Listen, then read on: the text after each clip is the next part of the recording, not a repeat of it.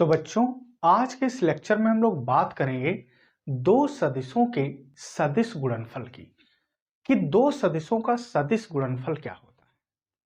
तो देखो बच्चा, सबसे पहली बात तो सदिश गुणनफल की हम लोग बात कर रहे हैं तो हमें ये जानना आवश्यक होगा कि ये कैसी राशि है। तो यार सदिश गुणनफल है तो राशि कैसी होगी? सदिश राशि है। कैसी बच्चा राशि है? ये जो है सदिश राशि है, ध्यान रखना। तो दो सदिशों का सदिश गुणनफल एक सदिश राशि है।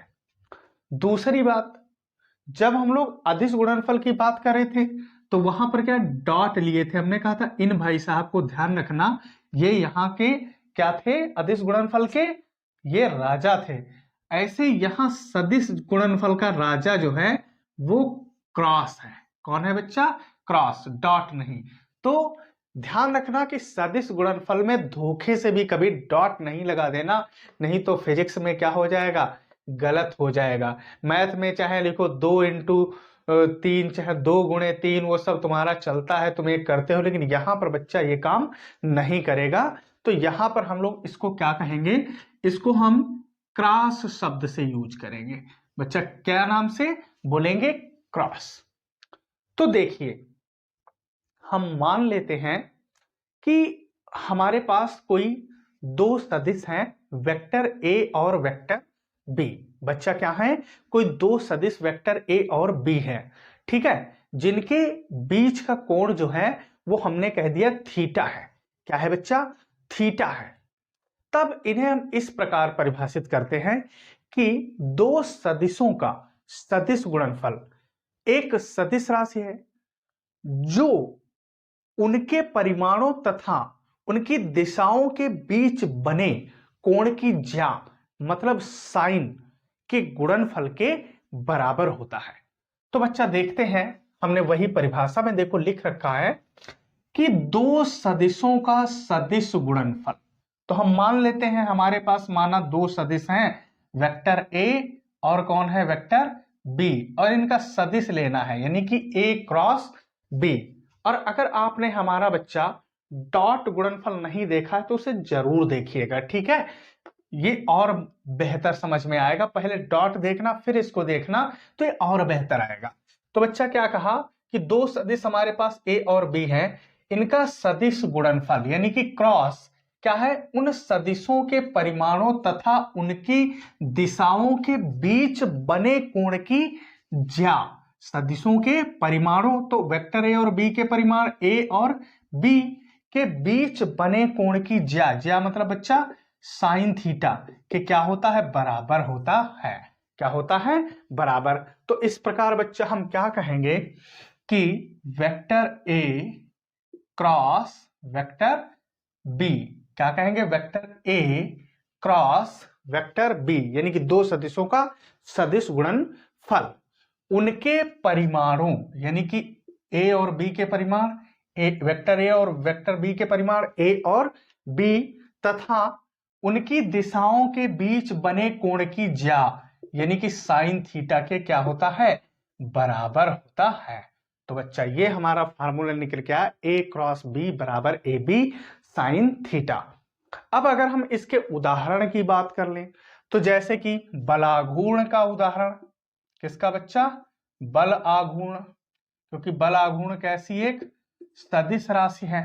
तो बल आघूर्ण के उदाहरण में क्या निकल के आता था? वेक्टर टाउ बराबर वेक्टर और क्रॉस वेक्टर एफ। दूसरा, जैसे कि कोणीय संवेग का उदाहरण, बच्चा किसका? कोणीय संवेग का उदाहरण। तो कोणीय संवेग वेक्टर जे बराबर क्या होता है? वेक्टर जे बराबर vector R cross P, vector R cross vector P. ये बच्चा किसका है? कोणीय संवेग का उदाहरण। अब बच्चा हम लोग इसके गुणों की बात कर लेते हैं। तो इसका पहला गुण है यह क्रम विनिमय, यह क्रम विनिमय नियम का पालन नहीं करता, नहीं करता है। जबकि आपने डॉट प्रोडक्ट में बच्चा देखा था कि क्रम विनिमय नियम का पालन करता था। अब ये नहीं करता है तो क्या कहेंगे? Vector A cross vector B does not equal to vector B cross vector A, यानी कि यह क्रम विनिमय नियम का पालन नहीं करता। अर्थात हम क्या कहेंगे कि अगर कहीं हमें दिया है वेक्टर ए क्रॉस बी तो उसे हम वेक्टर बी क्रॉस ए कभी नहीं लिख सकते। अब बच्चा बात करेंगे नियम नंबर 2 की। तो यह वितरण नियम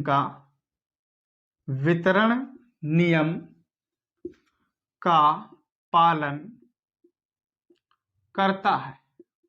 डॉट प्रोडक्ट में भी करता था और यहां पर भी वितरण नियम का पालन होता है। अर्थात बच्चा हम क्या कहेंगे? अर्थात हम लोग ये कहेंगे कि कहीं अगर दिया है vector A cross vector B plus vector C तो उसे हम लोग कहेंगे vector A cross vector B plus हम कहेंगे vector A cross vector C. ठीक है बच्चा, क्या हमने नियम नंबर 2 कहा कि यह वितरण नियम का पालन करता है। अर्थात हम कहेंगे कि vector A cross vector B plus vector C कहीं लिखा है तो हम उसे क्या कह सकते हैं? Vector A cross B plus vector A cross vector C. अब बच्चा नियम नंबर 3 है कि यदि किसी भी सदिश का किसी भी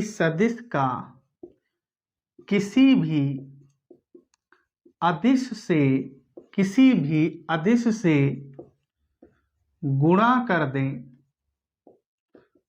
कर दें तो सदिश गुणन फल भी उसी अदिश से गुणा हो जाता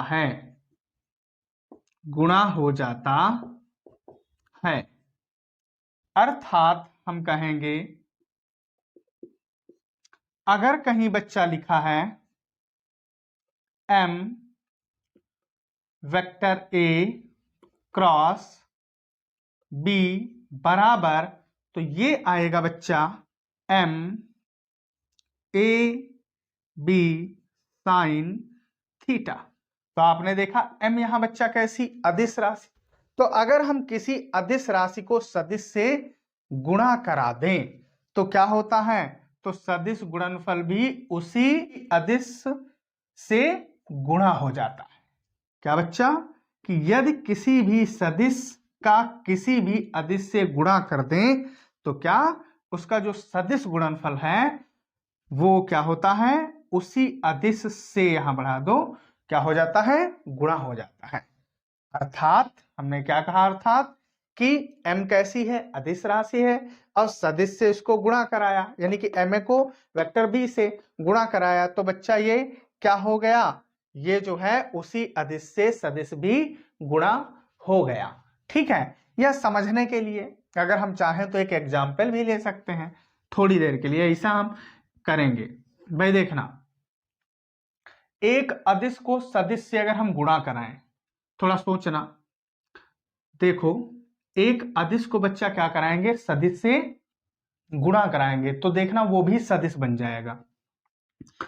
जैसे कि देखना कहीं लिखा है 2i cap plus 4j cap और प्लस 3k कैप। तो ये क्या है? ये तो सब सदिश है। हमने यहां बच्चा क्या कर दिया? 2 से इसको गुणा करा दिया। तो आप देखिए 2 दूना 4i कैप प्लस 4 दूना 8j कैप प्लस 2 तिया 6k कैप। तो देखिए क्या हुआ? अदिश भी सदिश से या सदिश भी उसी अदिश से क्या हो गया? गुणा हो गया। और गुणा होकर के मिला क्या? हमको सदिश ही मिला। तो सदिश का अदिश से गुणा कराने पर हमें क्या प्राप्त होता है? सदिश प्राप्त होता है। यह भी बच्चा ध्यान रखना। नियम नंबर 4 है दो समांतर सदिशों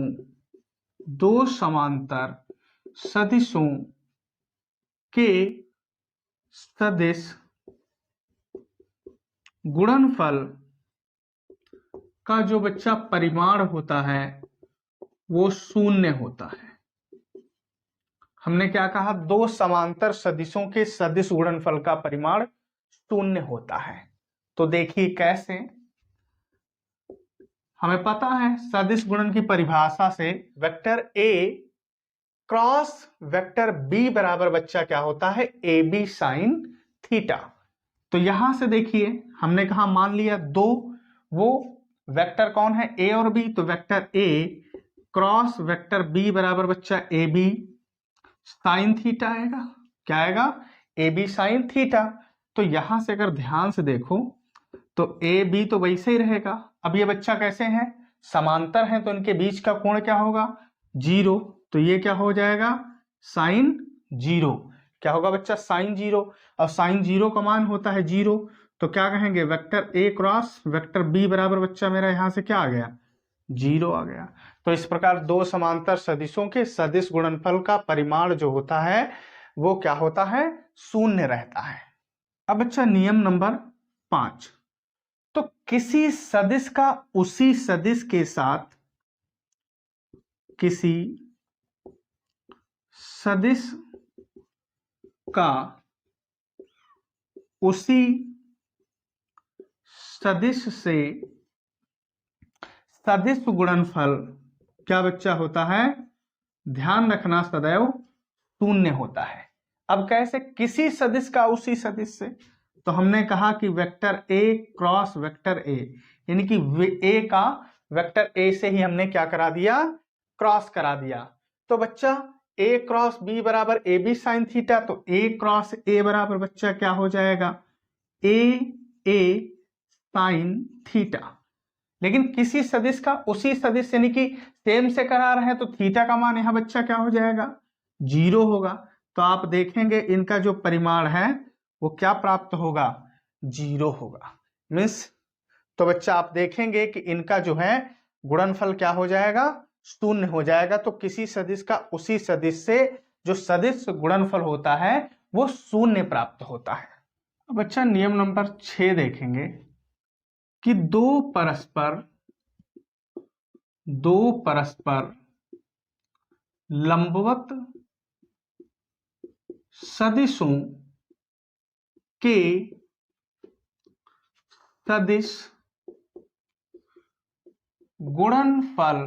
सदिश गुणनफल का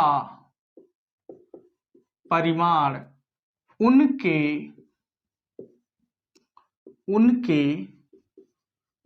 परिमाणों के गुणनफल के बराबर होता है, उनके परिमाणों के गुणनफल के बराबर होता है। अर्थात अब बच्चा हम जानते हैं कि दो सदिश हमने क्या मान लिया, वही माना दो सदिश वेक्टर ए और बी, तो इनका सदिश गुणनफल जब कराएंगे तो हम जैसे कि जानते हैं सदिश गुणन की परिभाषा से ए क्रॉस बी बराबर ए बी साइन थीटा। तो यहां से बच्चा ए क्रॉस बी बराबर क्या आएगा, ए बी साइन थीटा। अब बच्चा ये परस्पर लंबवत है तो थीटा का मान क्या होगा, 90। तो यहां पर लिख देना कि ये परस्पर क्या है बच्चा, परस्पर लंबवत है, तो थीटा का मान क्या हो जाएगा, 90 हो जाएगा। इस कंडीशन में हम क्या कहेंगे, vector A cross vector B बराबर ए बी साइन 90 डिग्री। और जैसा कि हम जानते हैं साइन 90 का मान क्या होता है बच्चा, 1। तो यहां से क्या कहेंगे, vector A cross vector B बराबर क्या कहेंगे, ए बी। तो इस प्रकार क्या निकल के आया कि दो परस्पर लंबवत सदिशों के सदिश गुणनफल का जो परिमाण है, तो सदिश गुणनफल का परिमाण वो क्या होता है, उनके परिमाणों के गुणनफल के बराबर, अर्थात क्या कहेंगे, वेक्टर ए क्रॉस बी बराबर ए बी। तो बच्चों हम आशा करते हैं कि हमारा वीडियो आपको पसंद आया होगा। अगर हमारा वीडियो आपको पसंद आया तो वीडियो को लाइक करिए, शेयर करिए और चैनल को सब्सक्राइब करिए। आज के इस लेक्चर में बस इतना ही, मिलते हैं अगले लेक्चर में। धन्यवाद।